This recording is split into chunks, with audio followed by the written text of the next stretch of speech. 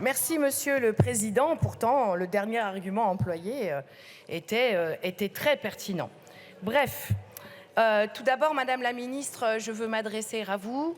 Je ne veux en rien que vous soyez blessée par notre lourde insistance à voir Monsieur Gérald Darmanin présent à vos côtés.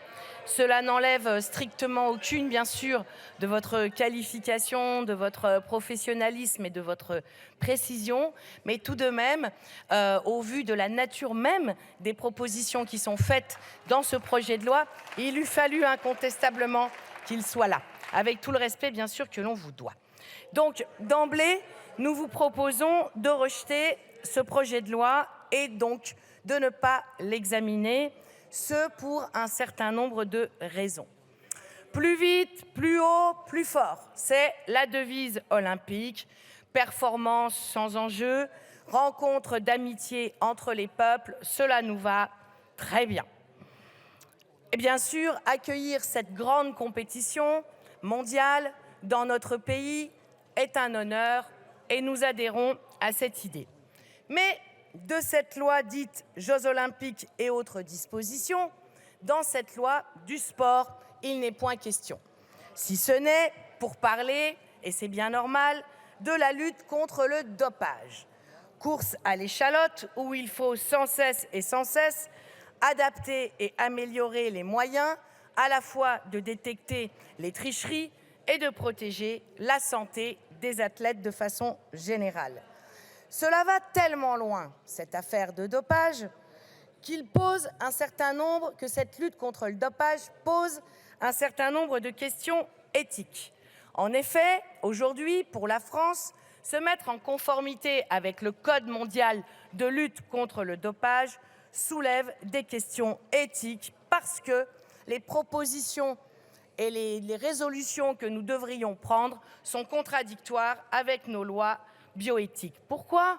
Parce que nous en sommes aujourd'hui au point où les gènes de nos sportifs sont manipulés afin d'augmenter leurs performances.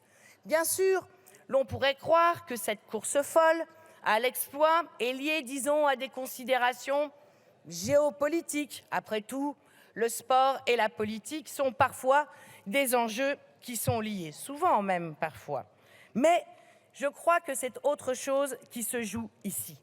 Un record battu, nouvellement établi, est une exposition médiatique mondiale renforcée pour les sponsors.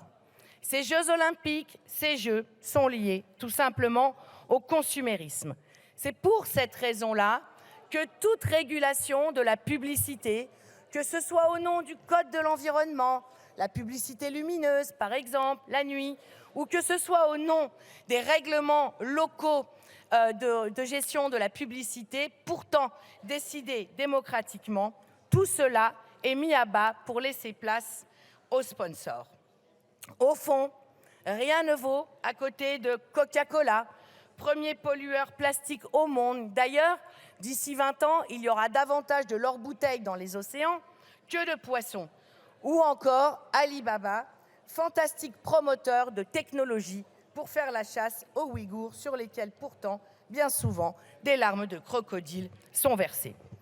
La marque du consumérisme se retrouve aussi dans la généralisation de l'ouverture des magasins le dimanche. Généralisation non seulement dans le temps, mais aussi dans l'espace, parce que nous a dit que des gens allaient dormir à 200 km des lieux de compétition et que donc dans ces endroits-là, il fallait aussi qu'ils trouvent des magasins ouverts le dimanche. À la fin de l'histoire, tout cumulé, tout type d'autorisation cumulée, on pourrait être environ à 30 dimanches tout au cours de l'année. C'est quand même plutôt pas mal. Le développement, le divertissement, pour vous, c'est la consommation. C'est pas notre culture, c'est pas notre patrimoine. La vie, pour vous, c'est la consommation. C'est pas la retraite à 60 ans. C'est pas le salaire garanti. Alors, on veut nous rassurer. On nous dit non, non, non, pas du tout, l'accord des salariés sera requis. On oscille, très sincèrement, entre naïveté ou désintérêt pour les travailleurs de votre part. Ce qui se passe, ceci dit, dans le pays aujourd'hui, va effectivement dans ce sens-là le désintérêt et le mépris à l'égard des travailleurs. Mais au fond, quelle est votre intention? Généraliser le travail le dimanche?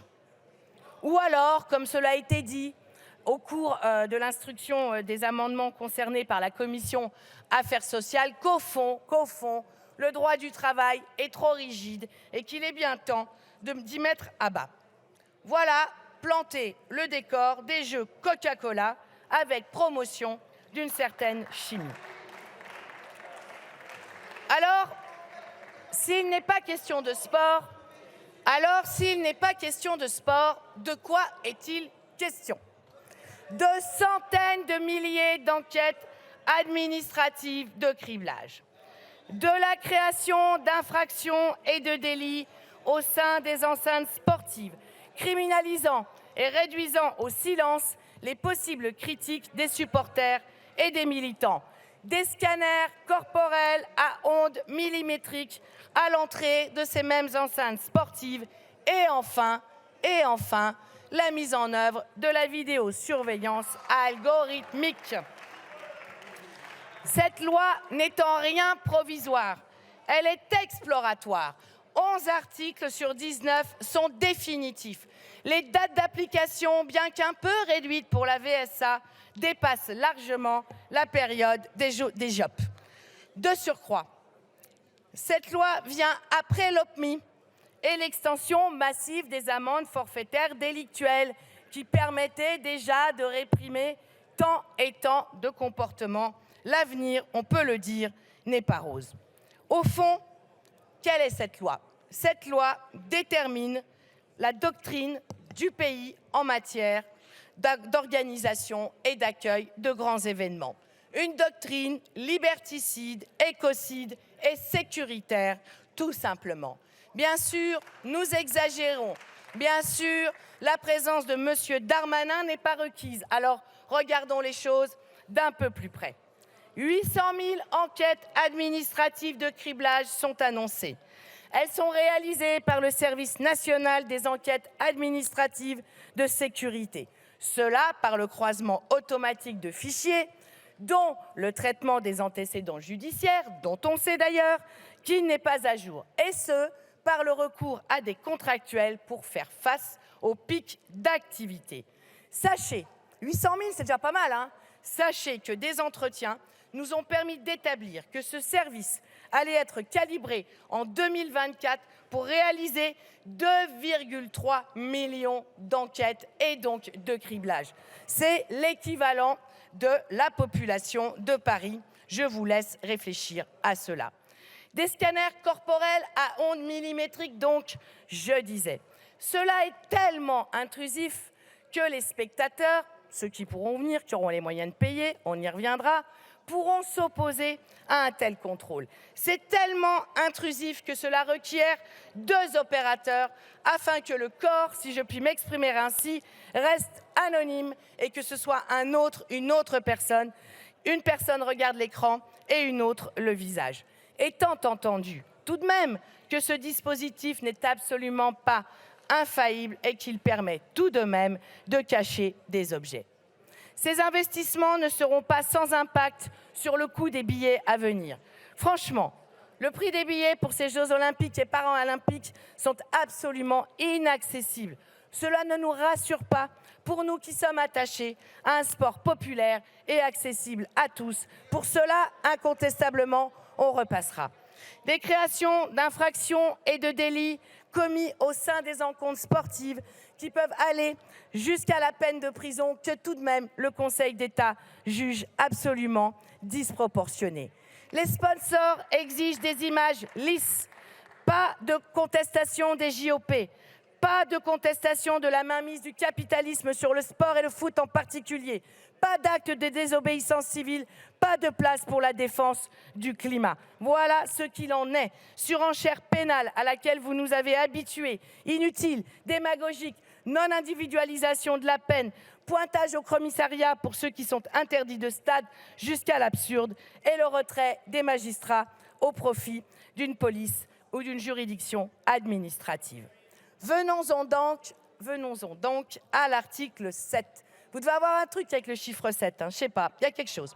Bref, donc cet article 7 autorise la vidéosurveillance algorithmique.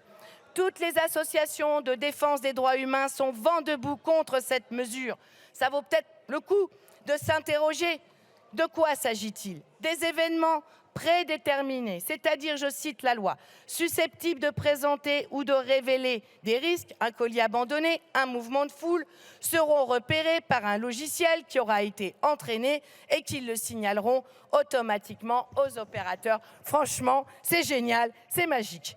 À cela s'ajoute tout de même que pour le Conseil d'État, outre évidemment les manifestations de plus de 350 personnes à caractère festif, à caractère culturel, à caractère sportif, les manifestations à caractère revendicatif pourront être tout à fait concernées. Pourquoi? Parce que la définition qui en est donnée, là aussi, dans la loi, est tellement vague que tout peut y rentrer, d'où la pertinence et la vigilance du Conseil d'État.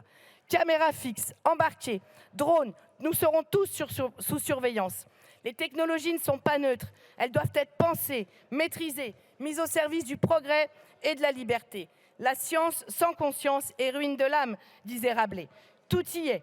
Rien ne peut nous garantir la liberté d'aller et venir, rien ne protège nos données personnelles, rien ne peut protéger notre vie privée. Pas de vie privée avec une telle surveillance de masse. Aux drones, rien n'échappera. Pas de liberté d'aller et venir quand ce sont des aires et des espaces aussi importants qui seront surveillés. Pas de protection de nos données quand tous nos gestes seront épiés. Et pas de mauvais jeu de mots. Et pas d'ambiguïté sur les affaires, sur les questions de biométrie, dans la mesure où, à partir du moment où nos gestes sont épiés, à partir du moment où nos mouvements corporels participent de l'analyse, alors il y a bien de la biométrie. Rien de tout cela ne fonctionne.